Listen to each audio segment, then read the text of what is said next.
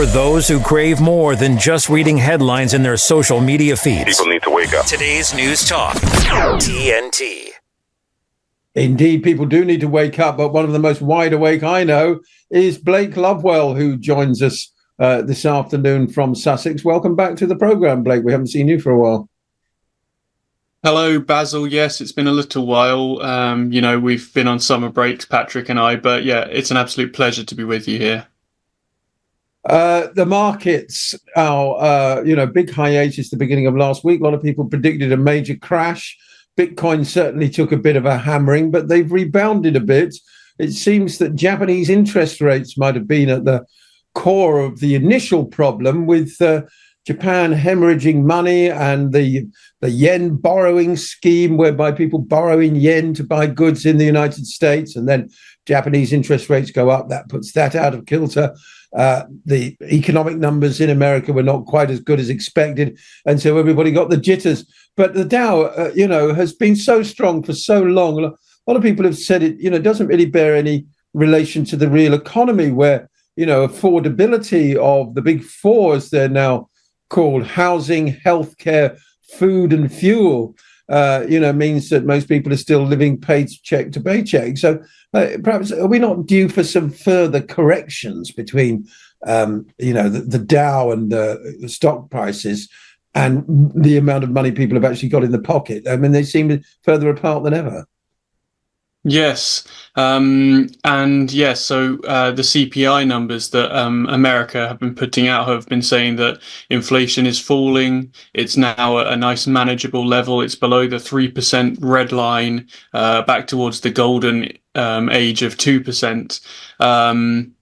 But I think people, regular people will still be feeling the pinch, and will still be noticing prices increasing. And I think that belies the fact that CPI numbers and state given inflation numbers are often heavily manipulated and gerrymandered to present a case for one way or the other, increasing or decreasing interest rates, but always to just cover up the malfeasance of central bank activity and money printing.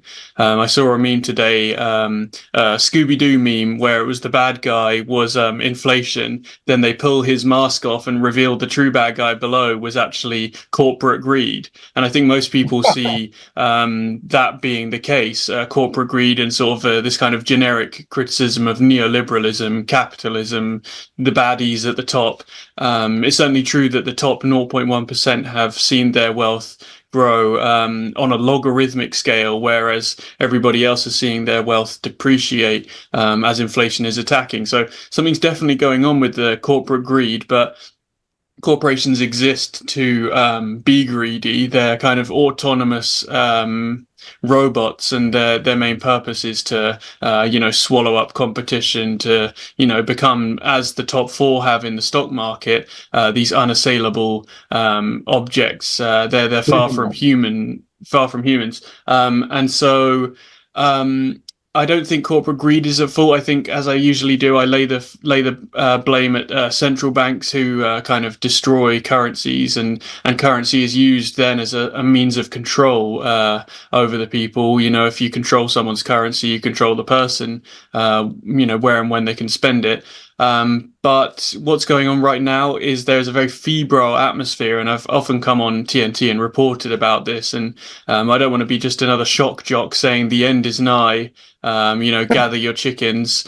I think that what we're seeing now is the early tremors that you get before an earthquake. Not that we can predict when an earthquake will be, but I do think that we do need a correction. As all political systems emerge from nature, they are subject to natural laws, and nothing can grow exponentially forever. It will always come crashing back down to earth, and then be reiterated. It evolves, and that's the natural process. So we saw in 2007-8 the kind of great financial crash of my era.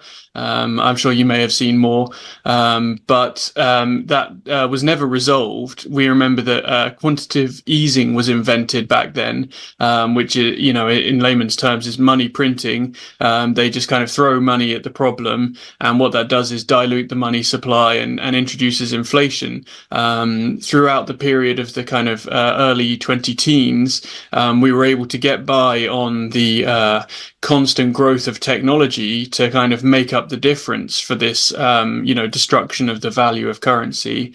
As long as technology was increasing at a very rapid rate, industry was growing, and everything's changing so fast that it doesn't matter that the underlying currency has been taken off the gold standard in 1971 and just been debased ever since.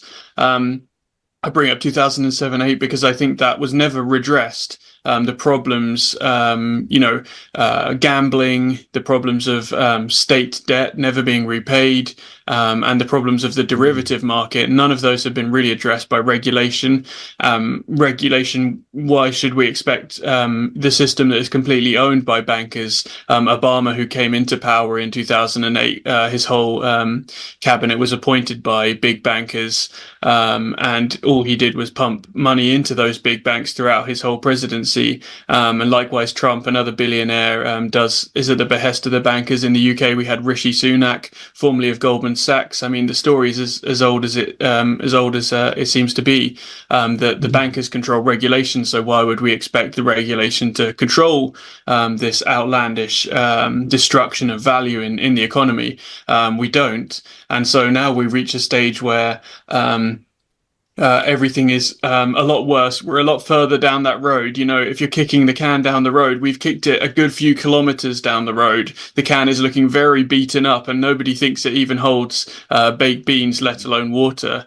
And I believe that we're looking down the barrel of quite a nasty looking financial crisis, multifarious in its nature. That meaning not only is it the Nikkei index, the Japanese stock market, not only will it be the value of the dollar. Not saying the dollar will die, as much as some may like that to happen, and crypto fans kind of predict Bitcoin taking over from the dollar. That's not going to happen, not yet, at least, maybe in 100 years, but it's multifarious in nature because the economy is so globally interconnected, and all of the large economies in the world are based on so much debt. The UK, US, France, and so on, all are over 100% debt to GDP. So if you took all of the money their economy earns in a year, that wouldn't even go and pay off the debt that they have, let alone that's not even possible. And that's also not accounting for the increase in interest on the debt that the states owe. And who do they owe it to? Well, they kind of owe it to each other in this weird Ponzi scheme of central bank currencies where, states can just write off their spending at the central bank by selling off treasuries and bonds. I don't know if the listeners remember the UK gilt crisis, which was now 2 years ago and 3 prime ministers ago. But that's when the UK's bond sales were no longer tenable, and they had to really shore up support for that. And in the short term, they can apply these plasters to a kind of, the can or the leaking water tank. You can apply plaster after plaster until the whole thing's made of plasters, but that doesn't hold as well as the steel tank originally did. And I think to use the metaphor of the emperor's new clothes, more and more people are realizing that the emperor is in fact naked. And when that happens, that's when you lose confidence in the markets and you reach this tipping point. It's impossible to predict when that is, or if you can predict where that is, you'd be very rich shorting the whole market, as the Wolf of Wall Street did. But we can't predict when it is, but it's definitely coming. And, you can see that the economy is in very poor shape. Productivity is very low. Employment may be high, but the quality of those jobs isn't very high. People are living very precariously. Whilst inflation, we're told by the government that inflation is cooling off and they've got it a bit under control. Rents are still increasing manifold. Food prices are increasing manifold. So various different prices are actually very punishing and harmful. to put it simply as well, gold is a measure of people's confidence in the economy. If people are not confident in the economy, they'll put their savings into gold to a certain degree, because gold holds value over time. Gold is almost at its all-time high, and it actually hit an all-time high in July. It's now at $2,455. But it was that's $30 short of its all-time high. So if gold's reaching these all-time highs, what that's really saying is that the global economy is reaching all-time lows. If you'd like, you did address a lot of things in your preamble with also about Japan. The Nikkei Japanese stock index lost 25% of its value compared to July, which is a very drastic fall. But as you said, the Japanese carry trade was a very popular economic, act of malfeasance, where you could buy cheap yen at low interest rates. What people like to call a hack these days. Exactly. Well, it was a widely known hack, and I mean, it's been going on for decades. But it's another act of malfeasance, because but the Japanese state, by allowing foreign investors to buy yen at cheap rates, then use that for their kind of reckless gambling on economics abroad, and they cash it back in. All they do is sell out the yen, and the true bearer of the cost is the Japanese people. They've seen their currency debased, they've seen their wealth destroyed, and what happens then is eventually no amount of productivity can save it. I was in Japan in November, and it's a very hustling, bustling country, as you see in any movies or pictures. It's got its big cities, it's very productive, it's got its culture, it's got almost a 45% increase in tourism in the last couple of years thanks to the weak yen. It's very productive, is what I'm saying, and yet that cannot pay off the burden that the central bankers have put on the Japanese people through the yen, with this destructive policy of the yen carry trade. Now, you mentioned the central bank have increased their interest rates, and that's something that most central banks don't want to do. I think I might have said for the first time since the 1990s. Yeah, I believe so. They've been one of the stalwarts of the kind of modern era of low interest, because that attracts people. If you can get a loan at 0.25%, for like $1 million, go and spend that on a yield-bearing instrument of 5%. You're kind of making money out of thin air. Obviously, that's not accessible to the most of us. But if you're one of these, I'm wearing a suit jacket but no tie. But if you're one of these suits in Canary Wharf in central London, you can access this trade. You can destroy the value of the Japanese yen and pocket the difference yourself. And it's been a very lucrative trade for a long time. And I think Japan have been trying to shore up their economy by using that, but they've become overly reliant on it, and it's junk food, and it's destroying the body of the Japanese economy. Now they're finally, feeling the side effects of it, and they're having to make policy shifts. Increasing the interest rates is a very difficult thing to do politically, because it decreases the amount of people who want to buy the yen. They've seen a massive drop in foreign investment and people doing this carry trade, obviously. But it does shore up security, because now the yen is actually worth a bit more against the dollar. And I think that will be welcomed by the Japanese people eventually. That being said, Japan doesn't only have an economic crisis, it's in political crisis, the prime minister resigning. We'll have to wait at least a year for this to all be digested. But I think if Japan can wean itself off that foreign money and get the yen back under control, by doing that first, they'll be in a much better position than if they wait until the dominoes start to fall, because by that point it's too late, and you are being dictated to by the whims of the global economy. So I know, whilst it's painful now, I think having a correct set of corrections in Japan might actually be a good thing in the long term. Now, the big train coming down the track that a lot of people said was going to completely blow the value of the dollar and cause hyperinflation is, of course, the countless billions now running into trillions that the US Treasury has printed, or rather the Federal Reserve, and then lent it to the American people. But it seems, although the inflation numbers, are not great, nevertheless, they're not the hyperinflation that a lot of people said would be the inevitable result of printing so much money, Blake. Yes, well, US.